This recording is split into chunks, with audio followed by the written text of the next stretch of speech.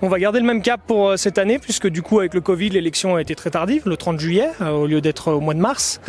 Donc le mandat va durer 1 an et demi au lieu de 2 ans. On va essayer de justement ce qu'on disait, remobiliser un peu tout le monde pour pouvoir voir avec le cap avec eux puisque la décision ne se prend pas tout seul, même si je suis président. Le but c'est de pas de prendre des décisions tout seul mais de bien faire une cohésion d'équipe et de trouver un cap définitif pour avancer.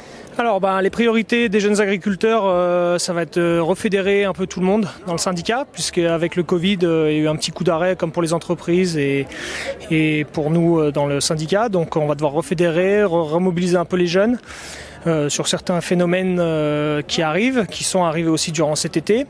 Je pense particulièrement au phénomène du loup. Le phénomène de prédation, et puis on va devoir aussi sur les productions de lait, les ventes de fromage qui sont un peu descendues, même effondrées pendant le Covid, relancer toute la machine et puis essayer de revoir avec les jeunes pour les refédérer et les remettre en place avant la fin de l'année. C'est un peu compliqué parce qu'on n'a pas tous les chiffres.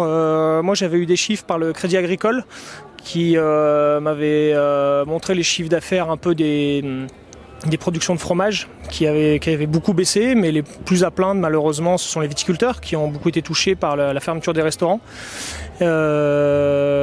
Aujourd'hui c'est un peu dur d'établir les pertes, je pense, puisque le Covid aujourd'hui n'est pas terminé, puisqu'on subit toujours un peu le contre-coup et que tous les établissements n'ont pas réouvert. On a encore quelques données à récupérer pour avoir un chiffre définitif. Les jeunes agriculteurs sont surtout là pour soutenir aussi les jeunes qui veulent s'installer sur le territoire savoyard.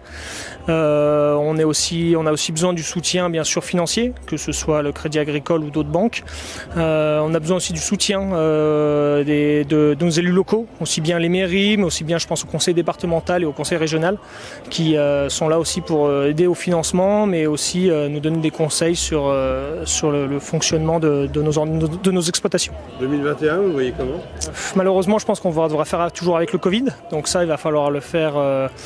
On va devoir faire avec. Maintenant, c'est à nous de nous adapter. En agriculture, on a su le faire pendant le Covid pour continuer la production et toujours nourrir la population française. Il faudra continuer dans ce même sens et peut-être revoir 2-3 priorités. Voir en 2021, après il y aura toujours le climat avec le réchauffement climatique qui se passe, voir les cultures, comment ça se passer, un peu moins de sécheresse peut-être, beaucoup plus facile pour planter les maïs quand c'est un peu humide, donc voilà.